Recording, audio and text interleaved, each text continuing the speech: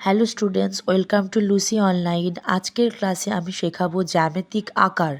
তো জ্যামিতিক আকার কি? জ্যামিতিক আকার হলো শিল্প ও নকশার মৌলিক রূপ, যার মধ্যে রয়েছে বৃত্ত, ত্রিভুজ, বর্গক্ষেত্রের মতো মৌলিক আকার এবং পঞ্চভুজ ও ষড়ভুজের মতো আরও জটিল বহুভুজ।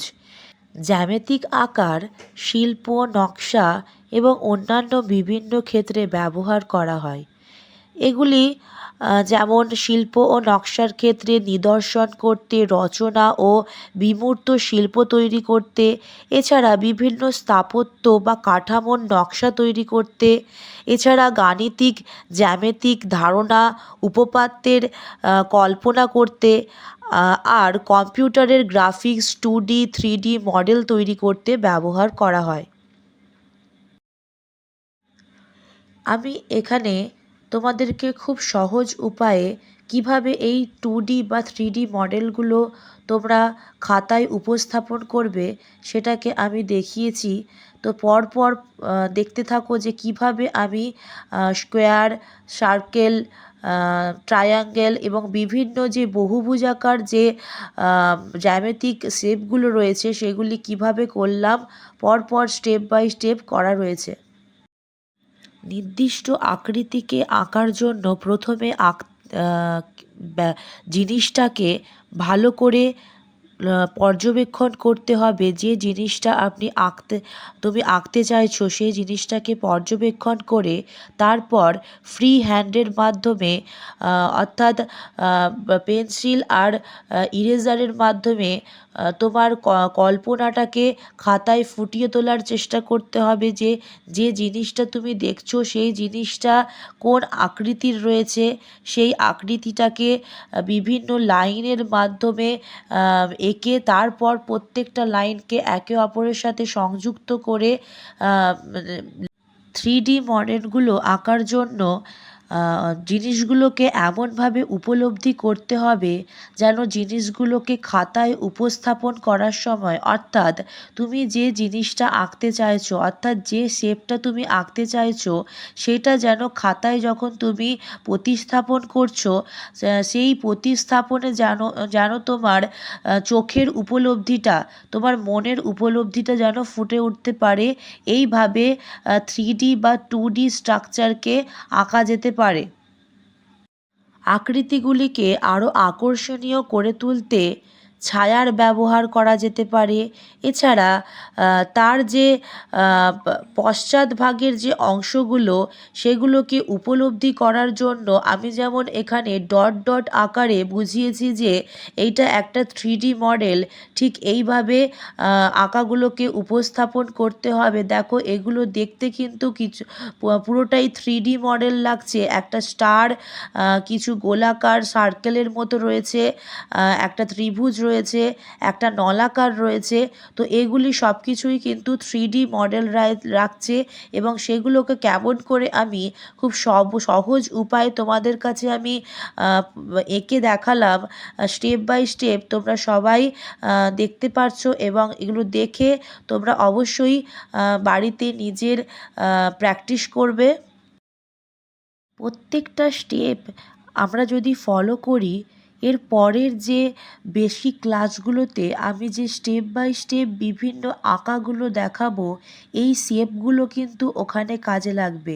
তাই জন্য প্রথমেই আমাদেরকে কি শিখতে হয় যে বিভিন্ন শেপগুলো আমাদেরকে শিখে নিতে হয় যে কোন শেপ দিয়ে আমরা কি করতে পারবো, কোন আকার দিয়ে আমরা কি করতে পারবো। ধরো তুমি এখানে গোলাকার করেছো বা সার্কেল করেছো, তো সেইটা দিয়ে তুমি কি আঁকতে পারবে? তো গোলাকার বা সার্কেল দিয়ে আমি বল আঁকতে পারবো, আমি অ্যাপেল আঁকতে পারবো, এছাড়া আরও বিভিন্ন ফল ফুল। তো বিভিন্ন ছবিকে আমরা আঁকার জন্য বিভিন্ন শেপ দেবো আগে। তো শেপ দেওয়ার পর তারপর তার আসল রূপটি ফুটিয়ে তোলার জন্য আমরা স্টেপ বাই স্টেপ যে প্রসেসগুলো ইউজ করব সেগুলো শেখার জন্য আমাদেরকে প্রথমে জ্যামিতিক শেপগুলো আগে আমাদের আমাদেরকে ভালো করে প্র্যাকটিস করতে হবে, যার ফলে এগুলো যদি সড়বড় হয়ে যায় তাহলে আমাদের কিন্তু পরবর্তী যে আঁকাগুলো আমি তোমাদেরকে প্র্যাকটিস করাবো সেগুলোতে তোমাদের কোনো অসুবিধে হবে না। এরপর আজকে আমি তোমাদেরকে দেখাবো পেন্সিল শেডিং, অর্থাৎ কিভাবে আমি পেন্সিলের সাহায্যে শেডিং করেছি, এছাড়া কিভাবে শেডিং করতে হয় এগুলি আমি আজকে দেখাবো। বা পেন্সিল শেডিং বা এই পেন্সিল শেডিংকে কি বলা হয় বা কি নিয়মে করা হয়, এই প্রত্যেকটা জিনিস কিন্তু আমি আজকে তোমাদেরকে দেখাবো। আলো ও ছায়া। তো অঙ্কনের ক্ষেত্রে আলো ও ছায়া অর্থাৎ লাইট অ্যান্ড শ্যাডো হলো একটি কৌশল, যা একটি দ্বিমাত্রিক পৃষ্ঠের ওপর ত্রিমাত্রিক গভীরতা, আয়তন আর বাস্তবতার বিভ্রম তৈরি করে। মানে কি? মানে দ্বিমাত্রিক পৃষ্ঠের ওপর মানে তুমি যে এই যে খাতার ওপর আঁকছো, এটা তো দ্বিমাত্রিক, অর্থাৎ এর দুটো পৃষ্ঠ রয়েছে, একটা উপরিতল, একটা পৃষ্ঠতল মানে নিচের তল।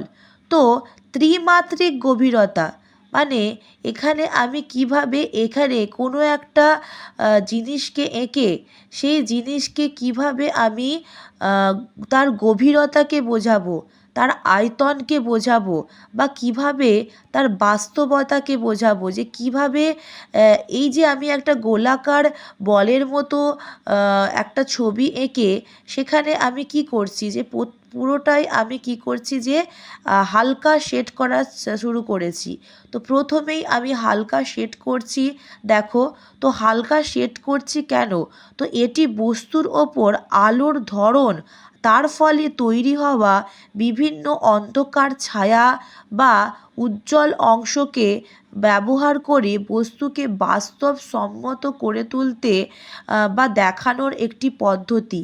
এখানে দেখো আমি পুরো গোলাকার বস্তুটাকে বা আকৃতিটাকে পুরো আমি হালকা শেড দিয়ে পুরো ভরে দিচ্ছি। তো আলো আর ছায়ার কতকগুলি ধারণা রয়েছে, প্রধান ধারণা রয়েছে, সেই ধারণাগুলি কি আমি পরপর ব্যাখ্যা করছি। প্রথমেই যদি বলি, আলোর উৎস থেকে আসা আলো বস্তুর ওপর পড়ে। আলোর উৎস থেকে আসা আলো বস্তুর ওপর পড়লে কি হবে, যেদিকে আলো থাকবে সেই দিকে লাইট শেডিং হবে, অর্থাৎ হালকা শেড হবে। আর তার ঠিক বিপরীত দিকে, যেদিকে আমরা ছায়া বলি বা ডার্কনেস বলি, তো সেদিকে দেখা যাবে যে আমরা ডার্ক শেডের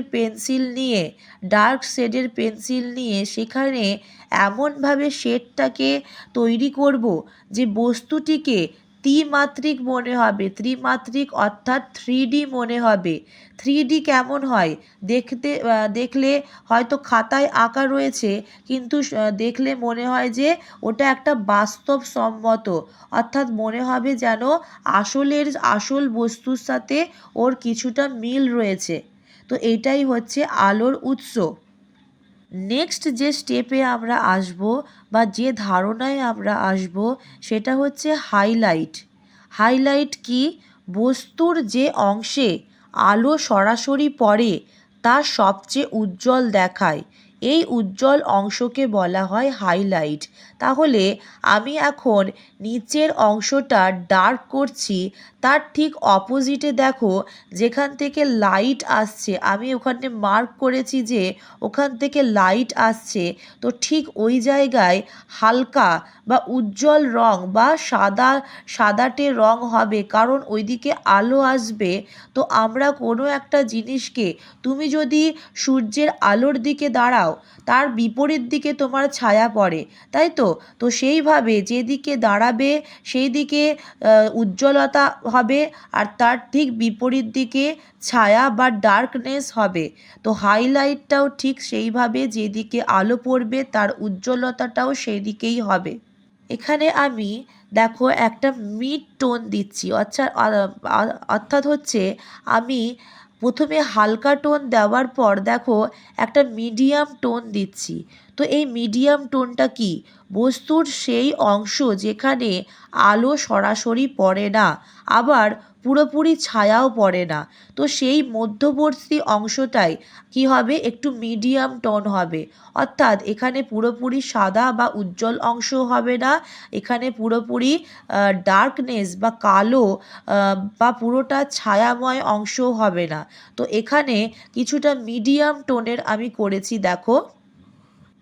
এরপর যেটা হবে সেটা হচ্ছে দেখো, আমি ডার্কার পেন্সিল নিয়ে, ওর থেকে এক শেড ডার্কার পেন্সিল নিয়ে কি করলাম, মূল ছায়া অংশটা শুরু করলাম। তো বস্তুর যে অংশে আলো পড়ছে না, তো বস্তুর যে অংশে আলো পড়ছে না এবং বস্তুর নিজস্ব ছায়া তৈরি হচ্ছে, সেই অংশটাকে কি বলা হয়, মূল ছায়া। এটি বস্তুর আকার ও গভীরতাকে বোঝাতে সাহায্য করে। ঠিক দেখো, আমি ধীরে ধীরে এই যে গোলাকার বস্তুটাকে আমি দেখো একটা আলো ও ছায়ার যে একটা খেলা রয়েছে সেটাতে একটা ফেলে দিয়েছি। দেখো উপরের দিকটা ঠিক উজ্জ্বল আর নিচের দিকটা ঠিক ছায়াময় অংশ হয়ে গেছে। তো এখানে কি মনে হচ্ছে যে আমি যেভাবে ব্যাখ্যা করলাম যে উজ্জ্বল অংশ আর ছায়াময় অংশ কেমন হবে, ঠিক সেইভাবে এই বস্তুটা একটা মোটামুটি একটা ত্রিমাত্রিক অর্থাৎ 3D একটা অনুভূতি আমাদেরকে দিচ্ছে। এরপর দেখো আমি ঠিক ওই গোলাকার বস্তুর নিচে ছায়ার মতো করলাম। তো ওই ছায়ার মতো অংশটাকে বলা হয় কাস্ট শ্যাডো, অর্থাৎ বস্তুর ওপর পড়া আলো যখন বস্তুর মাধ্যমে অন্য কোনো পৃষ্ঠের ওপর পড়ে। অর্থাৎ দেখো আমি সাইডে যে একটা ছায়া সৃষ্টি করলাম সেটা হচ্ছে কাস্ট শ্যাডো, একটি অন্ধকার ছায়া সৃষ্টি করে, তখন তাকে প্রক্ষিপ্ত ছায়া বা কাস্ট শ্যাডো বলে। তো ওই গোলাকার বস্তুর দেখো ডান পাশে আমি ঠিক ওই কাস্ট শ্যাডোটা করেছি, যে যেদিকে ডার্কনেসটা আছে অর্থাৎ ছায়াময় অঞ্চলটা আছে সেদিকেই আমি ওই কাস্ট শ্যাডো বা প্রক্ষিপ্ত ছায়াটা ওখানে আমি ফেলেছি। আর যেদিকে দেখো আলো পড়ছে আমি সেদিকটা দেখো হালকা করে রেখেছি, অর্থাৎ সেদিকের ছায়াটা ছায়া নেই বললেই চলে, তাও আমি একটা হালকা টোন দেওয়ার চেষ্টা করেছি যাতে তোমরা ওটা বুঝতে পারো যে ওখানে কেমন ধরনের টোন আসবে। তো প্রত্যেকটা টোনকে দেওয়ার পেছনে পেন্সিলটা ধরার একটা নিয়ম রয়েছে, যে পেন্সিলটা তোমরা কিভাবে ধরেছো। তো পেন্সিলটাকে সবসময় আমরা হাতের দুটো আঙুলের মাঝখানে একটু আড়চেভাবে ধরবো, অর্থাৎ পেন্সিলটা যেন সোজা হয়ে না থাকে। সোজা হয়ে থাকলে কিন্তু সেট করার সময় দাগ ফেলবে, সেই দাগগুলো কিন্তু খুবই বাজে দেখাবে এবং আমাদের শেডটা করতে খুবই অসুবিধে হবে। তো এখানে আমি আরেকটা 3D ত্রিভুজ এঁকে নিয়ে শেড করে তোমাদেরকে দেখিয়ে দিলাম কিভাবে তুমি এক পাশে যেদিকে লাইট পড়বে সেদিকে হালকা শেড দেবে, আর অপর পাশে তোমরা কিভাবে ডার্কার থেকে মিডিয়াম ডার্ক থেকে ডার্কার শেড দেবে সেইটা আমি পরপর দেখিয়ে দিলাম এই ভিডিওর মাধ্যমে। যদি বলি আলো আর ছায়ার কি প্রয়োজনীয়তা রয়েছে, তো বস্তুর গভীরতাকে বোঝার জন্য কিন্তু আলো ও ছায়া খুবই প্রয়োজন। ধরো তুমি একটা আপেল আঁকছো, তো সেই আপেলটাকে তুমি তোমার সামনে রেখে দিলে, তোমার সামনে রেখে দিলে আর তুমি সেই আপেলটাকে উপলব্ধি করছো। উপলব্ধি করা মিন্স তুমি ওই আপেলটাকে দেখছো, সেই আপেলের কোন দিকে লাইট পড়ছে, লাইট পড়ে হাইলাইট বা উজ্জ্বলতার সৃষ্টি হয়েছে এবং কোন দিকে ডার্কার শেড অর্থাৎ কোন দিকে ছায়াময় অঞ্চল সৃষ্টি হয়েছে।